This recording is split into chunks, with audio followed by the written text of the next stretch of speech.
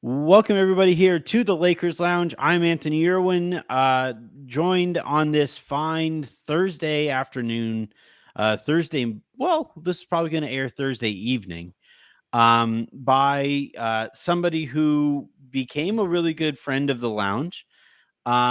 Somebody who I am really excited about to work with here, moving forward on this new project that I've been talking about all week.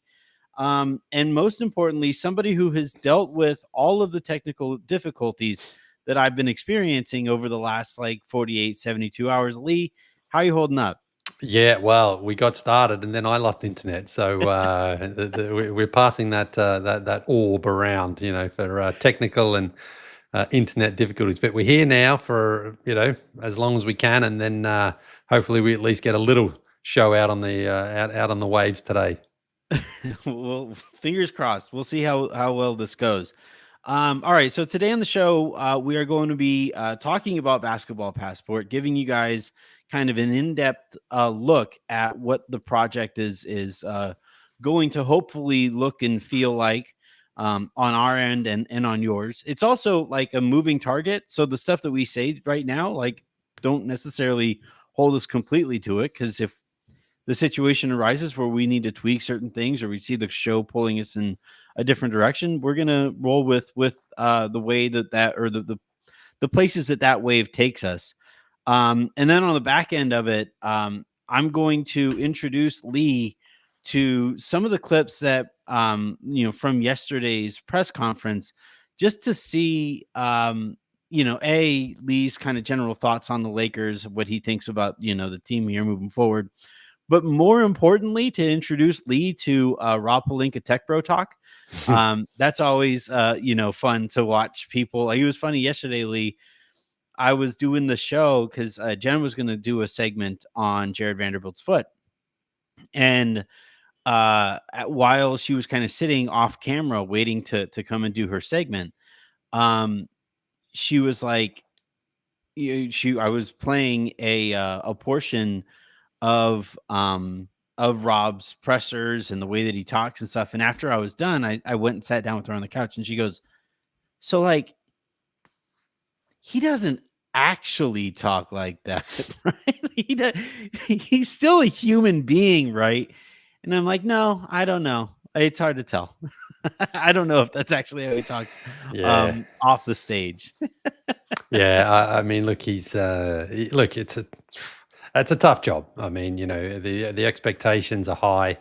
Obviously he's come from being Kobe's agent for his entire career, so he knows what pressure is all about. But yeah, the I don't know, man. I don't know what to think of the Lakers this season. I mean, we'll get to that a bit later on, but we're nearly here anyway. The season has nearly begun because it's we're beyond all the free agency and things like that, and now it's just training camps are opening, media days are opening, and so you're going to hear some pretty crazy quotes and see some pretty crazy hairstyles too. Yeah. Jimmy Butler's. I'm waiting to see what he's got for us this season because he had the crazy one last year. So that's it. Everyone's looking for something just to get the games really ready and started. You know that we're getting close to the season because we're getting Ben Simmons in the lab tweets. Oh, You he know, looks great. He looks really good this year. I think this is the year that he's going to take that next step because he's obviously been working on his game. He's ready, and the thing is, I don't know why Ben still posts those sorts of highlights. I don't know who around him is like, "Go for it, man! Yeah, let's do it." He's got no self-awareness at all, and yeah, does not know how to read any sort of a room because to keep doing it is just opening himself up to more and more mockery. The only yeah, thing that matters is what we see on the court. Doesn't matter preseason, doesn't matter training camp, none of that. It's like, when you get on the court, are you going to shoot the ball? And yeah. I mean, because the other thing is, God, his form is just atrocious. Oof. It's He's just, left-handed. He shoots from the right side of his body. ah, it's, Wrong eye. I Yeah, think, I'm sure you've seen it. His first summer league, some of the shots he was hitting and the way he was playing, you can understand where the comparisons of like the Magic and the LeBron and, the hmm build and the speed and the athleticism, the jumping, all that sort of stuff. I don't know. I don't understand how it's gone to this. It's regressed so far that it's now, it's like, God, he looks even worse, so Yeah. we'll see. I mean, I feel for Ben as well. He's from Melbourne. I watched his dad, Dave Simmons, play in the Australian League back in the 90s. And I heard about Ben when he was only probably 14 or 15. And people were saying then he's going to the NBA and he's going to be, even people even saying he's going to be the number one pick. And I was like, well, let's see what happens. And he was, and it was great. And then it's just been a steady decline. Well, not even steady, really. It's been a pretty rapid decline in the last few years. Yeah, it was like it fell off of a cliff, and it's been just steadily at that same Yeah. place. Yeah. It's kinda And no, tough. no, I yeah, do that's, sincerely hope that he turns it around. Also partially because I think there's a decent chance he winds up being a Laker at some point, and yeah. he's the next, like, clutch reclamation project. But no, Yeah. let's talk about Basketball Passport. And, a little backstory, right? You did an episode of the show, and I tend to normally catch up with guests after the show if they have a little bit of extra time. And I was asking you about how things were going with your travels and with the stories that you were telling. And and I believe I said something along the lines of like I've it's been really cool to watch the project kind of evolve to now where you're producing almost like mini documentaries, and you're telling these stories beyond just like the pickup games. And I think you credited me for noticing that change. And I think it was your idea, right? Hey, what if we did a podcast to advance those stories, to build on those stories here, beyond even those videos that you're producing, whether it be for your own social, whether it be for EuroLeague, whatever it would be. And I was like, deal. Like almost an immediate acceptance. I reached out to Bill Enever, who was 100% on board there at Odyssey.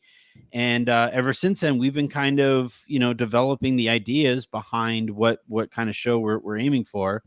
Um, Once a week, you and I, right? We're gonna hop on here, or not on here. We have a youtube.com/at basketball passport, which is fully set up. You can go and subscribe to the show there. The RSS feed also set up. You can find that everywhere that you find your podcasts. And on Sundays, you and I are going to look back on the previous week, look ahead to the week that is to come. Just kind of take people around the NBA, have a little bit of fun with it. But what I think makes this truly unique, and unlike any other project out there, that talks about the NBA or talks about basketball as a whole, is what we're going to be doing on Thursdays, and that's what we're really, really excited about. Yeah, I mean, that's the thing. It's been 2 years since I left doing basketball analysis on a daily basis to explore this idea of playing pickup basketball around the world, and it now has evolved into what we've branded as Basketball Passport, where it incorporates every sort of possible angle of basketball around the world, whether that's playing pickup games, whether that's attending games, whether that's being in countries where they have their own tournaments and their own events.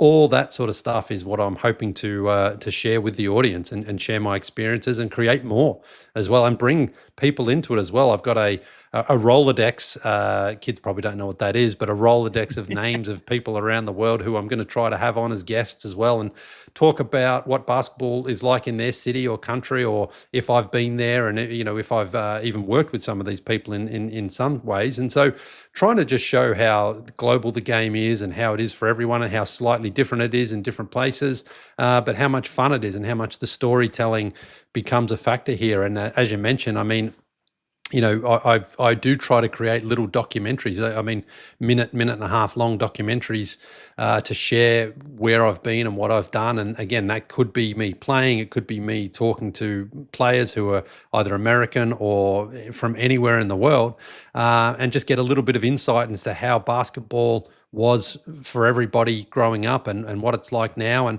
I also plan on doing a lot of that as well with the Atlanta Hawks players this year, because I'll be down at Hawks games. And again, when visiting teams come as well, I'll be asking players about what it was like growing up for them. So it's really something that I feel is going to be appealing, hopefully, to people who like to travel, people who like basketball, people who like storytelling, and just finding a way to show how the game connects us in so many different ways. Because I mean, look at you and I, for example, completely different upbringings from different continents and countries, but we're talking about the same passion and the same love we have for the game, on completely different sort of levels and different areas. But my experiences have really shown me how EuroLeague basketball is unreal. It is so much fun. It's such a great experience for the crowd. And then playing in places like Japan or Brazil or South Africa, just again, like those experiences playing with locals is so much fun. And I really am excited to have an opportunity to talk about that and hopefully, have people feel like they're going to be a part of it and they want to do it themselves. And also have people say, hey, maybe come out and play in this city or this country or wherever it is, and have people who are listening really contribute to the show.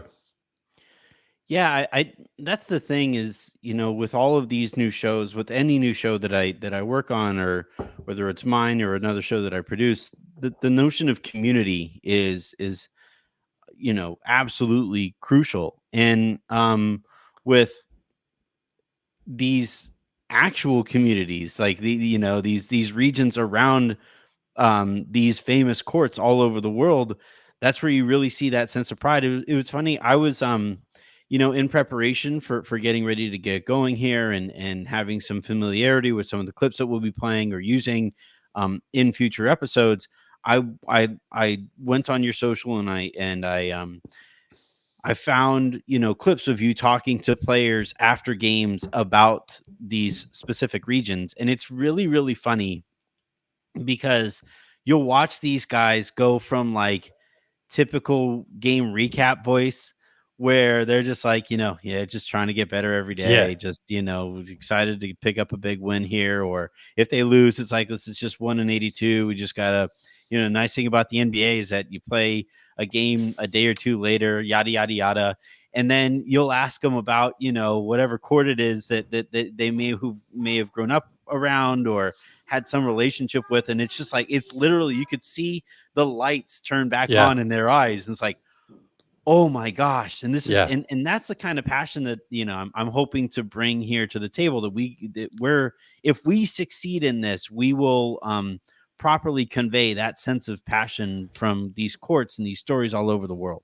Oh, for sure. And Jokic and Luka Doncic and Giannis are the guys who I've spoken to. And Giannis, man, he was down here, and I think the Hawks won that game. I can't really remember. So usually the result of the game, you're sort of like, oh man, if they lost, I don't know if he's going to be in the mood. He might even just blow the media off, whatever.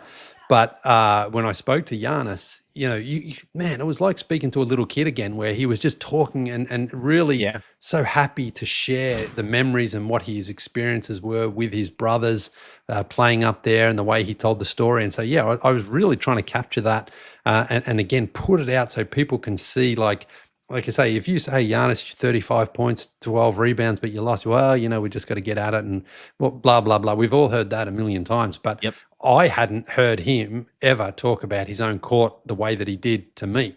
And that's where I felt really, really privileged, because I'm like, man, I'm asking questions that is bringing back really good, fond memories for him about where it all started.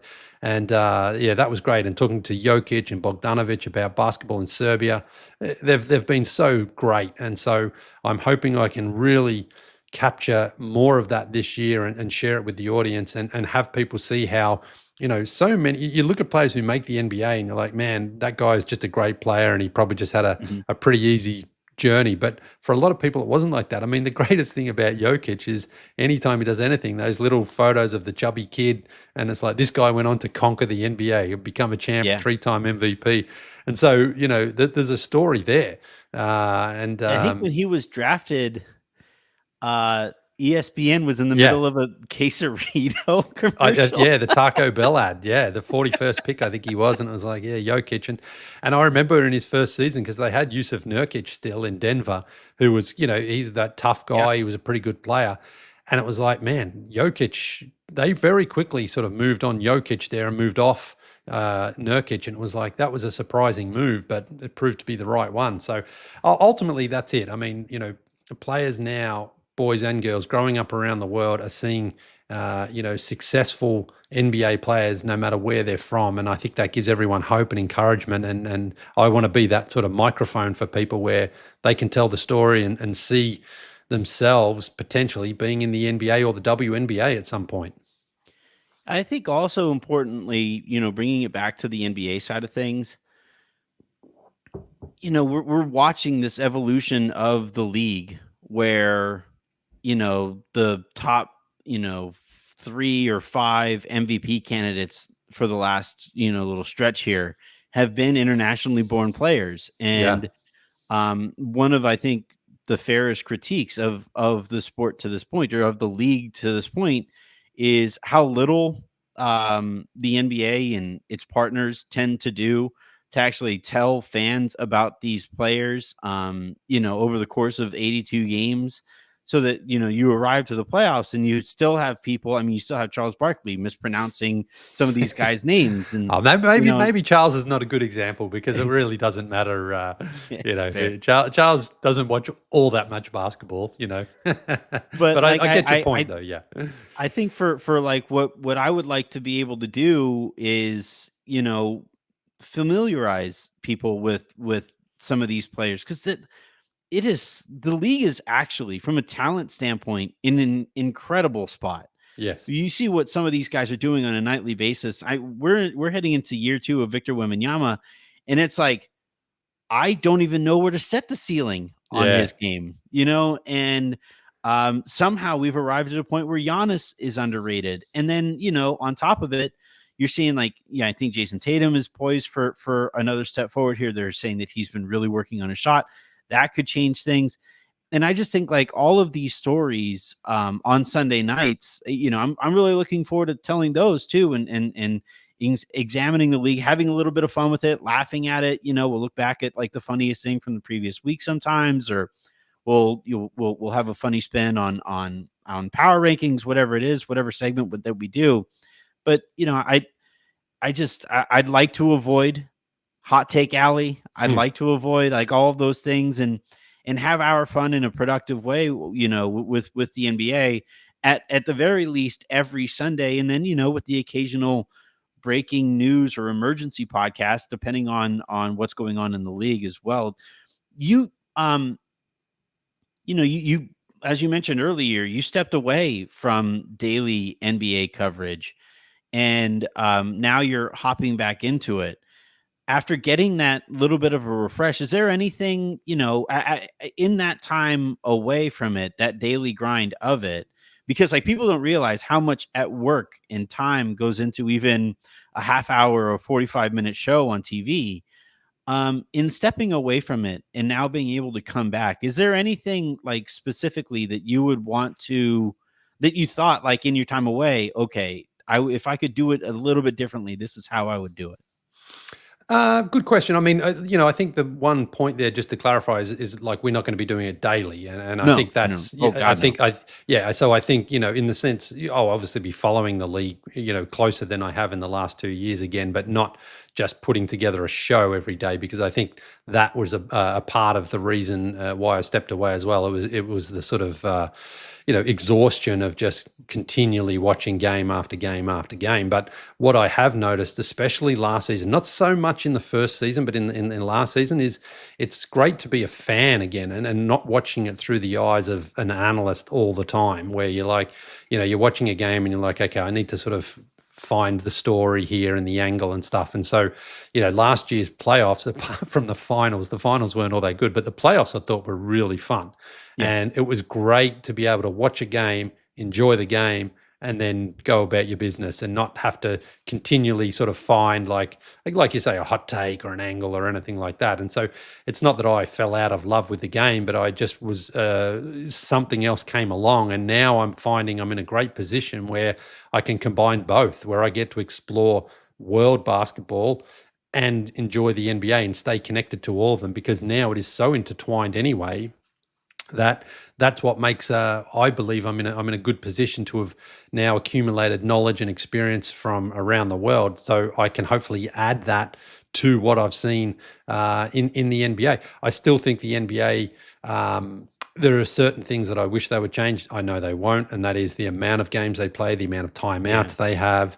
Those sorts of things that I think really sap the energy out of parts of the season and even parts of a game where it's just like timeout, timeout. You're like, just make it one timeout per team in the last 3 minutes, and that's it. I just think those are the sorts of things that would add to the experience. But of course, it's all about money and advertising and things like that. So it's never going to change. They're never going to Yeah. reduce the season as well. I know we've talked about that before. So you have to then just go, okay, well, this is what the NBA is, but again, from the experience of watching EuroLeague ball, it's quicker games, it's shorter games. You get to the game and you get to the completion, and it's keeps you excited. Whereas sometimes when you're watching an NBA game in the third quarter, it's like it just feels like there's an hour to go before you're going to get to the end of the game, and that can just sort of drain you after over a decade of watching games up close. So I hope that my experience is refresh me. It feels rejuvenation. I feel rejuvenated. I feel excited again to be able to talk about it, but not in that same way where it was like Tuesday night, you're watching the Pistons and the Hornets, and you're just like, oh man, this is not what I'm in it for. So we'll see how it goes. But again, I think it's a great opportunity here with Odyssey, and hopefully people will find both of our shows interesting and captivating, and they'll have something to take out from them themselves. For whatever reason, they felt that way about this one, and if we're able to replicate some of that success, then I'll consider it a good day at the office. You mentioned, being able to watch it, watch the sport as a fan again, and the amount of joy that brought back to your relationship with the sport of basketball. You've mentioned it here on the show, but I still don't know if enough people know it. You grew up a Laker fan, right? Yes, in fact, just give me 1 second. I'll see if I can reach it here. Yeah.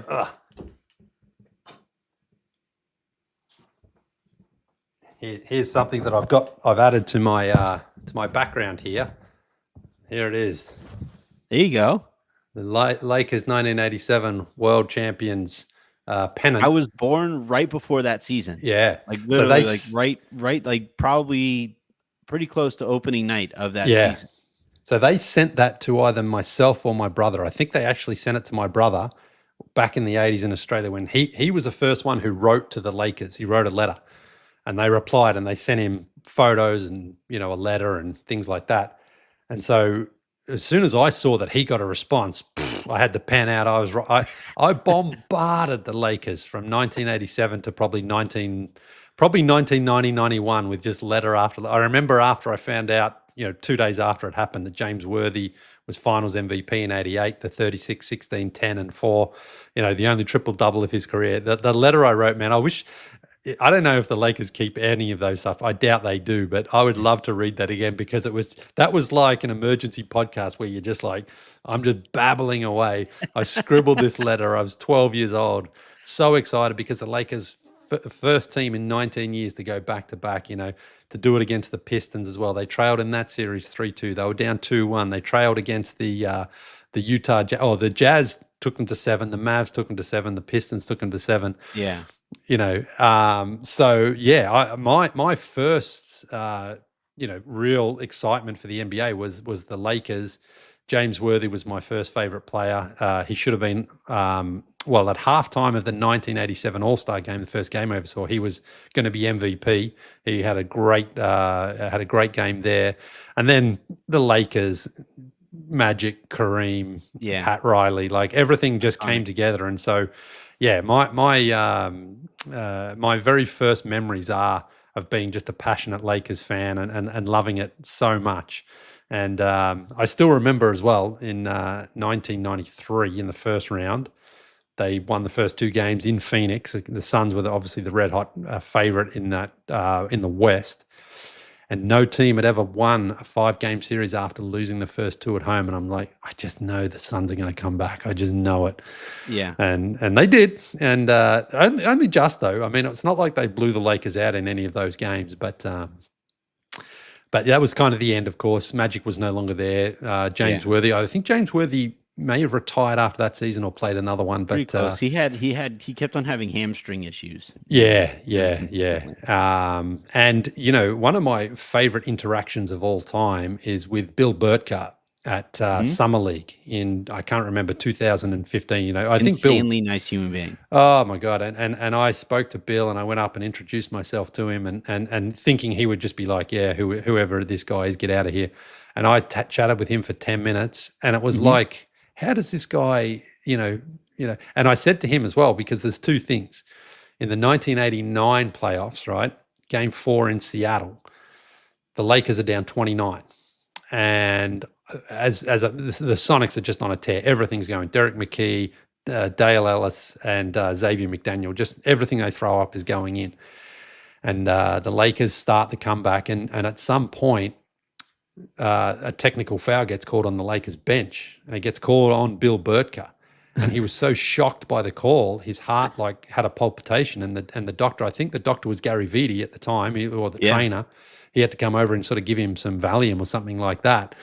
And I asked Bill Burker about that, and he was like, "Yeah, they shouldn't have called the tech on me." And I was like, "This is Ref, you incredible." literally almost killed me. You're like, Yeah, you're killing me, ref. Like, actually. and then I also talked to him in '89. Of course, that was the same season where they made the finals for the third straight year, or Mhm. they were going for the three-peat, I should say, at least. And they get swept by the Pistons. And Magic was injured. Byron Scott was injured. I think it was Tony. What's his name? Tony Smith or Tony Campbell. Elvin Was. Campbell.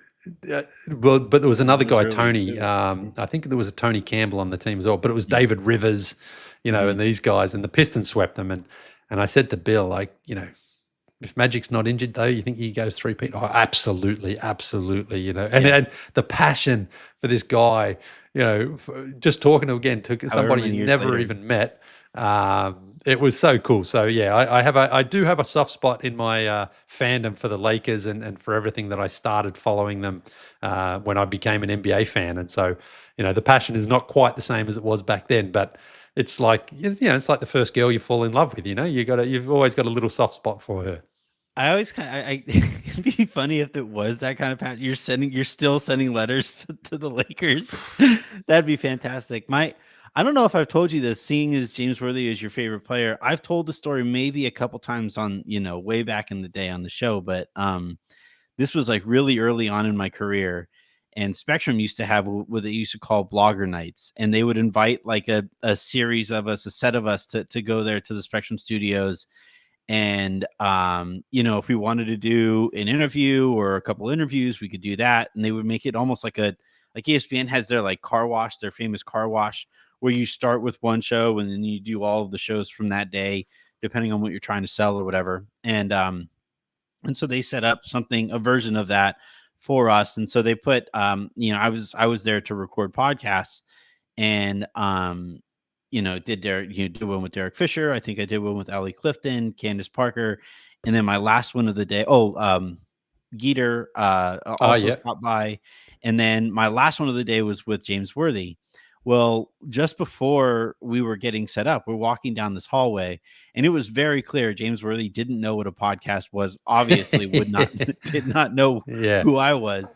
So I'm walking down the hall, and Spectrum's hallways are these really cavernous, all cement, like very acoustic. Right. Everything bounced off the walls there, and so we're walking down this hallway, and as it is, like, you walk by Derek. This is really early in my career, so I wouldn't go so far as to say like fully starstruck quite yet.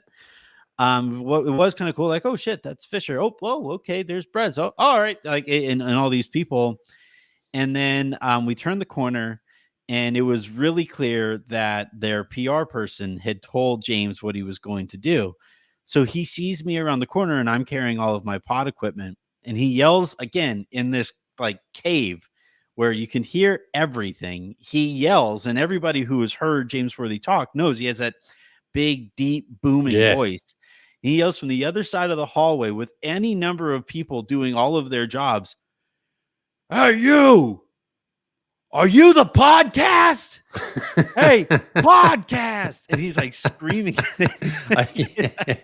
And I'm Yeah. pretty sure for like the very first time I ever met James Worthy, he thought my name was podcast. Yeah, yeah, yeah, So yeah, I introduced yeah. myself as Anthony Yeah, and eventually recorded with him or whatever. yeah. But it was just like he's just Ah, such a yeah, nice dude. He's such a yeah. funny guy, and still, like you said earlier with Burtka, still insanely passionate Oh, about the yeah. Lakers.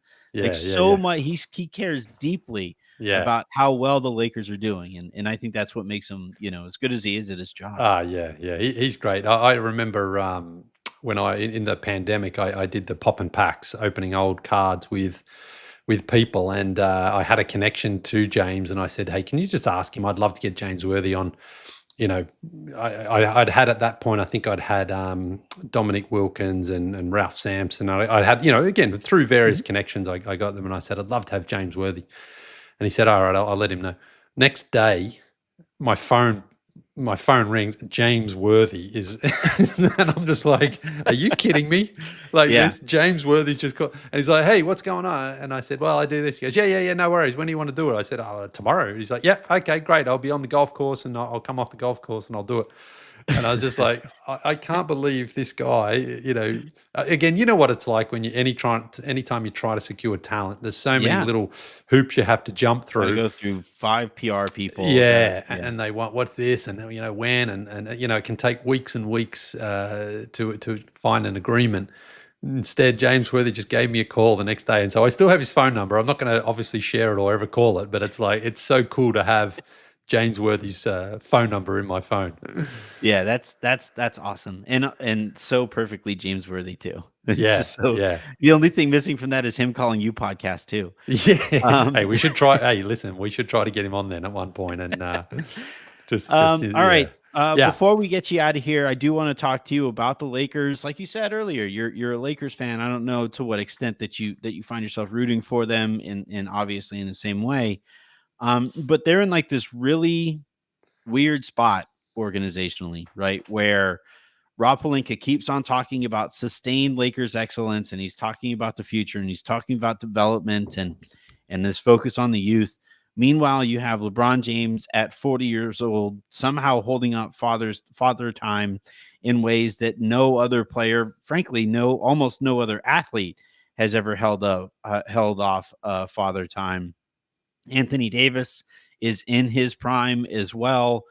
So you would think that with two top 5 to 15 players in the league, the focus would be winning championships, and yet we find ourselves talking about. Here's the quote. Actually, I have the clip here right here. So I'm going to introduce you to Tech Bro Talk, Mm. and I think of the clips that are making the rounds, this is the one that I think has been kind of poked fun at the most, where Rob Pelinka is talking about sustained Lakers excellence.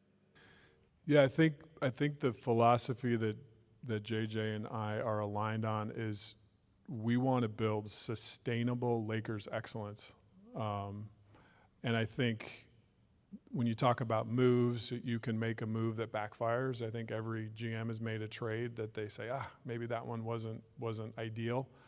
But every lens that we look through has to lead to sustainable Laker excellence. So the direct answer to your question is yes, we would do a trade with both picks if that would lead to sustainable Lakers excellence.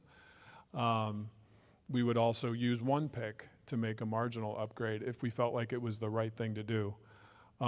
We looked long and hard and did a lot of work at seeing if there were ways to increase the overall roster. And on about the things that they try to do, thought about doing, all that stuff. From your perspective, like what is your kind of general, I guess, take or vision from a former or somewhat still Lakers fan, Yeah. somebody who like the Lakers, helped kind of nourish the passion that would send you on a lifetime of basketball projects and stuff like that. To see kind of where they sit here, how does that kind of sit in your belly? That you're right. Like the Lakers, Magic Johnson largely is responsible for sort of, how basketball became so cool and so sexy back in the day. And part of that team, of course, was James Worthy. So those two guys they drafted. Kareem was obviously a trade with the Bucks, and Byron Scott came over, I think, from the Clippers. And so, the point being that the Lakers don't have the patience anymore to go through the draft. They just won't do that. So they need to find players who complement LeBron and Anthony Davis right now, but it's just not that easy. It's not like you can just go out and get a guy in his prime who's going to come along and be that complementary piece. You need a star, but someone who can also complement. So it's difficult, for the Lakers to find, because there's quite a big drop off, I think, after LeBron and Anthony Davis. Like, who's their next best player? I mean, who's their next player that's really got significant, impact on games night from night. And, you talk about father time not affecting LeBron. That's true. It's almost affecting Anthony Davis more than it is him, because I think Anthony Davis is just one of those guys who's just I think he's 31. He just seems old. He's had a ton of injuries, and he tends to take a long time to recover. So, the Lakers from last season to this season, for me, not significantly better. I think as long as you got LeBron out there, you're going to be competitive. But he doesn't have that same impact on games anymore, where he can just bend the game to his will at any time. I mean, that's obviously as great as he has been. He's just not that sort of player anymore. So if you look at the last few years, the Boston Celtics, Jaylen Brown and Jason Tatum were drafted by that team. Giannis a couple of years ago when he won was obviously drafted by the Bucks. Middleton and Drew Holiday weren't drafted there. Middleton they got very early from the Pistons, and Drew Holiday was the trade. So you added those really good complementary figures around him.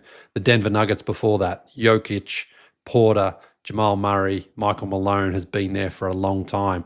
The Warriors, of course, in between all that, with Clay and Steph and Draymond and Kevon Looney and Steve Kerr. So to me, there's a pattern there that the draft still works. You have to be patient. You have to go through it. And the Lakers are sort of like, eternally impatient, because they don't want to say to their fan base, all right, change your course. The next 5 years, we're going to just slowly rebuild through the draft. No Lakers fan wants to hear that. No Lakers fan's got the patience for that, and neither does the organization. But what they're doing right now also isn't really working either, by just trying to slap together, good complementary pieces around LeBron. So I would say to the Lakers, go through the draft again, but I just know that's going to fall on deaf ears. No one, Rob Pelinka doesn't want to say that, Ginny doesn't want to hear it, and JJ Redick certainly doesn't want to hear it either. But to me, as we sit here today, I don't see that team as a legitimate contender. I see them as a playoff team for sure. It's going to be tough for them, but I don't look at them. If you look at a team like the Thunder, I think they're in the right spot. I know Gilgeous-Alexander wasn't drafted by them, but of course they got him very early. And it's you don't have to be drafted, but you certainly have to go through your developmental years with that team. I think is going to make, and of course now they got Caruso too. Perfect. Like, okay, we need that veteran who we know is going to really just come on in and complement these guys. Go ahead, twist that knife. Feels well, and that's the thing though. That's how I think is a stronger way of building a team these days. And again, I mentioned the Bucks, the Nuggets, the Warriors, the Celtics. I think that's your proof right there that that's how you can do it. You think about the Celtics. I mean, they got Tatum and Brown number 3 2 years in a row, 6 or 7 years ago, and they're reaping the rewards. They've been to the finals 2 years ago. And they obviously won the championship last season in one of the most smooth seasons I think we've ever seen from a champion. There was virtually no drama on that team. They cruised along in the playoffs. They cruised along in the finals. And they made like a big move going into last season by trading Marcus Smart, another guy they drafted, for an injury risk in Porzingis. But that worked out for them last season. So, so that's where I sort of believe the Lakers should go, but I know that that's very, very unlikely to happen, because everyone's just like, no, we want ready-made players who can slot in and gel immediately, win 60 games, and then get us back into the finals. It's tough where the Lakers kind of stand now, where it doesn't feel like they're really accomplishing anything, right? When you Right. straddle the fence, like Yes. you aren't really rebuilding because you weren't making rebuilding type deals. You weren't getting extra assets, extra, bites at the apple in the draft or anything like that. You're also not as competitive as you probably should be when you have LeBron and AD too. So it's just kind of this no man's land that Worst the place to Lakers be. find themselves, and Yeah. that's where it's like it's funny. A guy who does the show really regularly, my buddy Raj, he tweets out like, the Lakers play in X number of days. And, he says, or like on game days, he wakes up and he tweets out the Lakers play today or something like that. And you can, it's always a really fun gauge of how the Lakers are doing.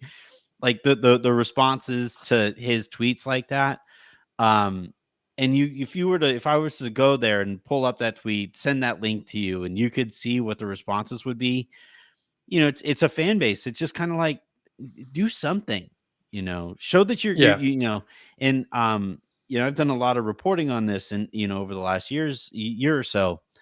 And it's a front office that, like, after the Russell Westbrook trade, is really reluctant to make any decision Yeah. and is looking for, consensus on anything that they do. And I just don't think that's a really good way of operating. So we'll Yeah. kind of see where they go. But hey, Leigh, I'm not going to take up too much more of your time, especially seeing as you're going to have to deal with me twice a week from here on out.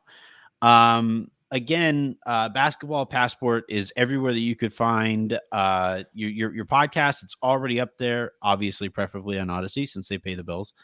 And then it's also we're going to be live Sunday night on, Yep. on YouTube. That's youtube.com/@basketballpassport. And send in questions, because it's the first episode that we're going to be doing. Ask us questions about the project. Ask us questions about the league, what we think about the league. Ask us questions about what we're looking to do from a global standpoint. And we actually I set up an email.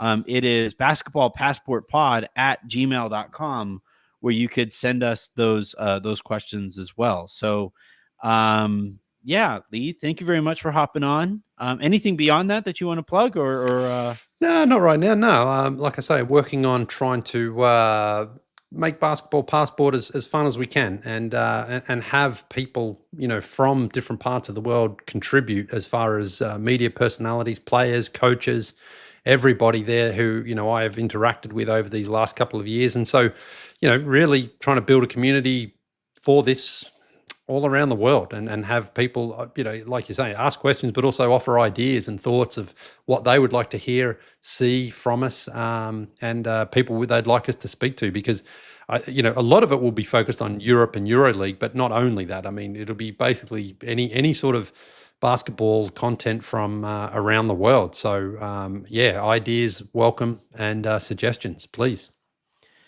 what I'm going to do with Sunday's episode is actually drop that into the lounge feed, so that Okay. you guys can get a sense for it and kind of the general vibe of the show. And then I'll probably do that for the first couple episodes.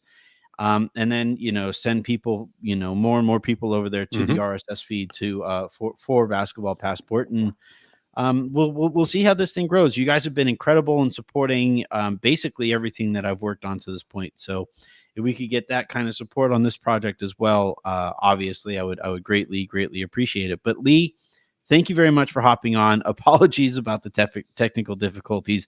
We've made it 43 minutes here and counting, where your internet held up, my internet held up. And on that note, I'm going to get out of here before it closes off again. So that is going to do it here for this week's episodes here in the lounge. I'll be back Sunday to do my own mailbag here in the lounge on top of the show that Leigh and I do. So until then, and until the next time you guys hear from us, I'm Anthony Irwin saying have a great rest of your weekend. Make somebody else's, and I will talk to you on Monday.